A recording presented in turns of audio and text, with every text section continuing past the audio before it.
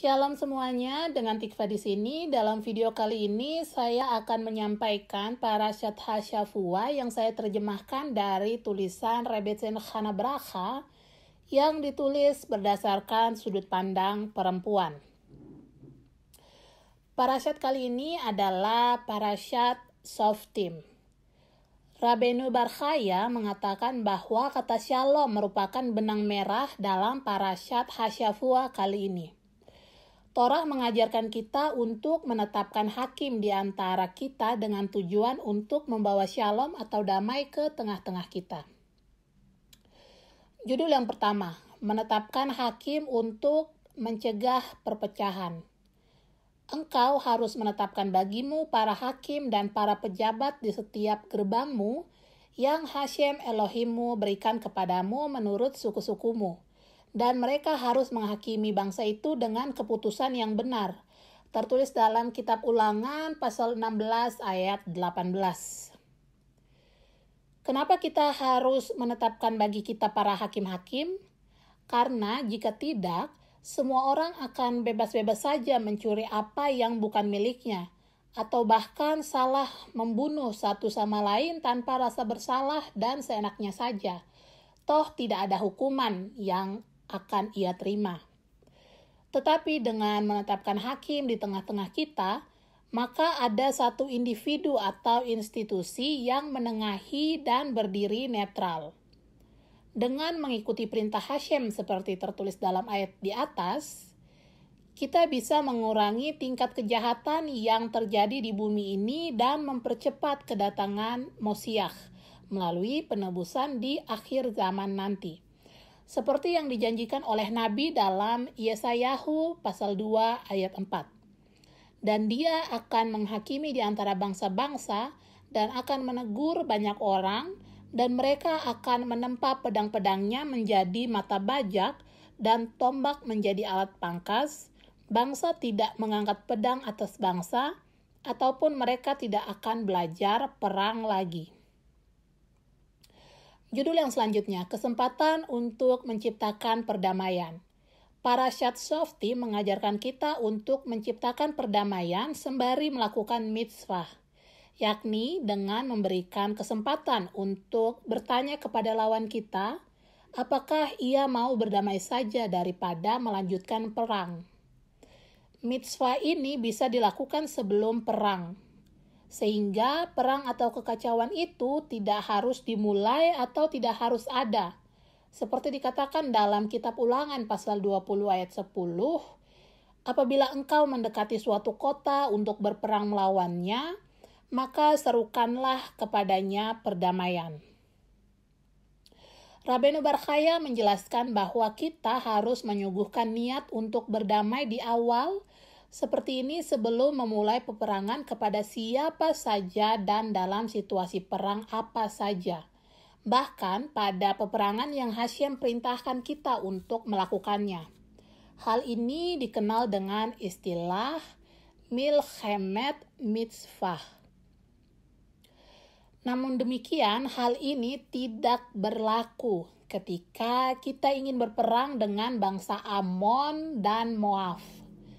Namun, dalam Midrash Tanhuma, Shoftim 18 dikatakan bahwa jika dan hanya jika permintaan perdamaian itu keluar dari mulut bangsa Amon dan Moab, barulah kita terima perdamaian itu.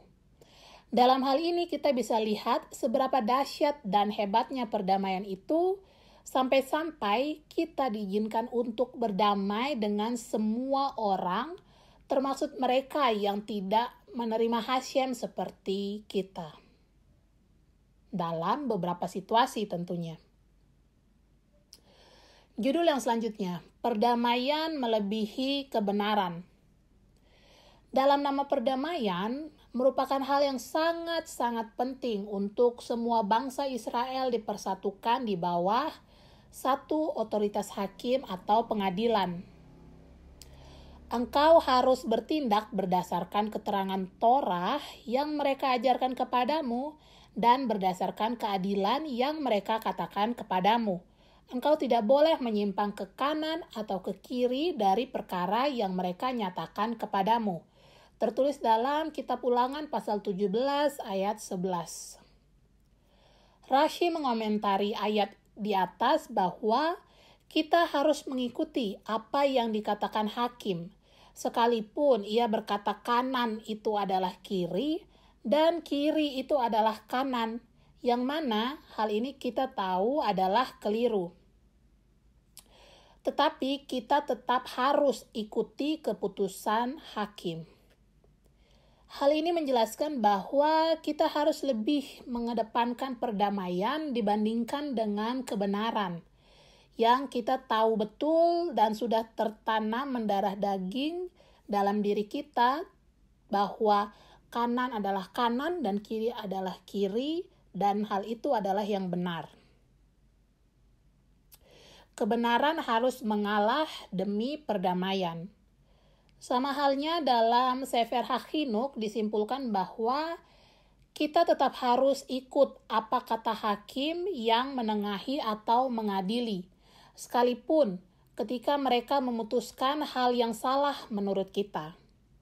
Hal ini lebih baik dibandingkan masing-masing orang berdiri dengan hal yang menurut dia benar. Karena kalau kita sedang bertengkar atau ribut dengan orang lain, tetap harus ada satu keputusan kebenaran yang adil yang menengahi, dan kadangkala kita merasa keadilan atau keputusan itu tidak adil sekali untuk kita. Tetapi hal ini lebih baik dibandingkan keributan itu tetap terjadi terus-menerus. Toh dalam satu keributan kita ingin melakukan perdamaian, dan pasti ada sisi yang merasa tidak adil, tetapi sisi itu harus relakan saja agar ada perdamaian di antara kedua belah pihak.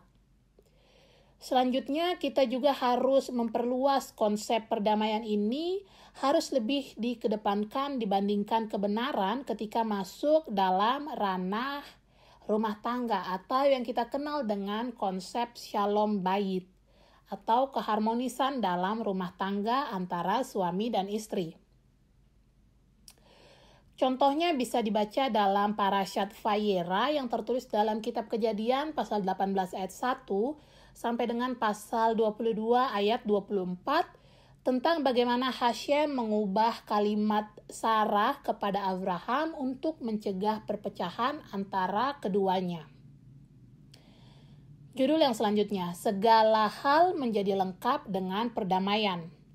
Maharal dalam Netivot Olam, Netiv Hashalom 1, menyatakan bahwa perdamaian itu adalah benang atau penyambung yang menyatukan segala sesuatu.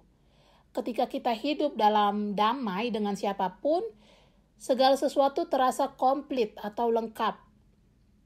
Berhubung shalom ini merupakan pemersatu segala sesuatu, maka dari itu, sadar atau tidak, berkat-berkat yang kita ucapkan dalam sidur atau buku doa ini disimpulkan sebagai shalom atau damai.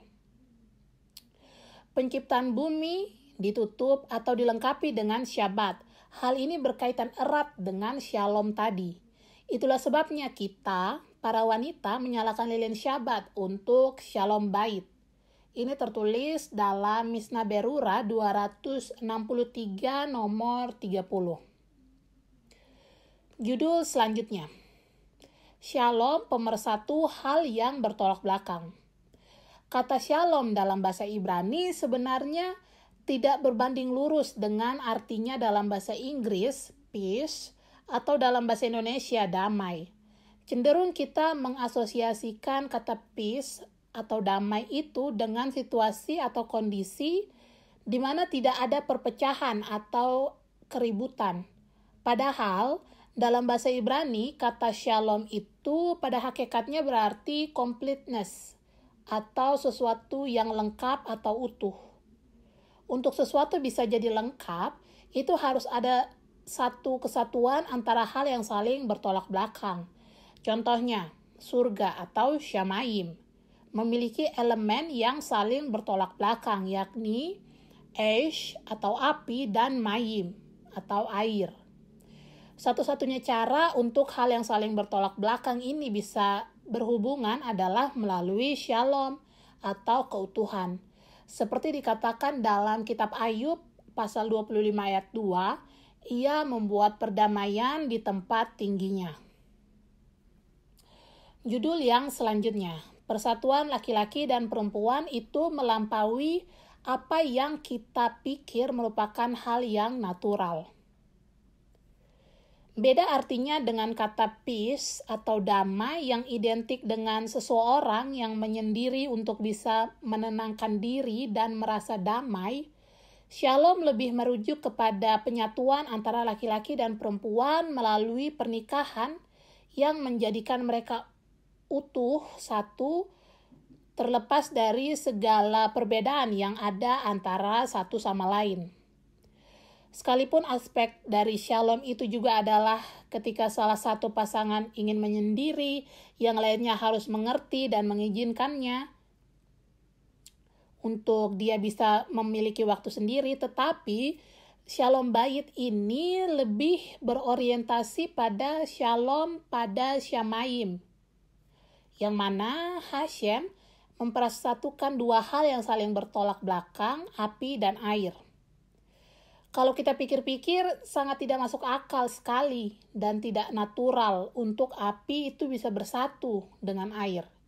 Seperti itulah shalom bait, atau persatuan antara laki-laki dan perempuan ini seharusnya diorientasikan.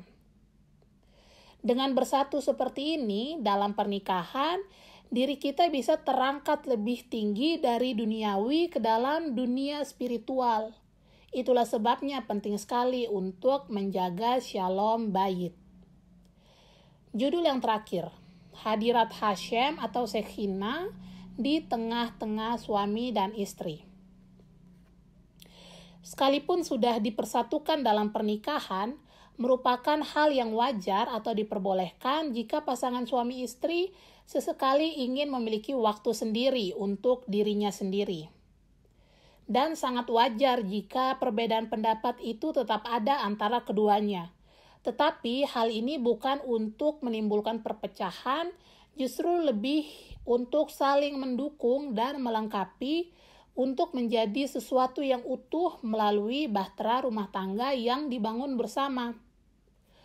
Ketika ada shalom ini dalam rumah tangga, maka pasangan ini dapat mengangkat diri mereka yang saat ini sedang menginjak bumi duniawi untuk naik ke spiritual yang lebih tinggi. Nah, karena pasangan ini masih napak di bumi kakinya, tapi diri mereka terangkat lebih tinggi dan terhubung ke spiritual yang lebih tinggi, jadi ada ruang di antaranya, ada ruang tengah. Ruang ini ditempati oleh Shekinah atau hadirat Hashem. Karena ketika diri pasangan ini secara spiritual terangkat, tetapi sambil kakinya masih napak di bumi, masih injak bumi, mereka bawa turun Shekinah ke tengah-tengah mereka berdua dan ke dalam bumi ini. Rabbi Akiva juga mengajarkan bahwa ketika laki-laki dan perempuan dipersatukan dalam kekudusan, maka Shekinah itu hadir di tengah-tengah mereka. Itu tertulis dalam Sotah 17a. Terima kasih sudah mendengarkan. Apabila konten ini memberkati Anda, jangan lupa like, komen, dan subscribe. Shalom.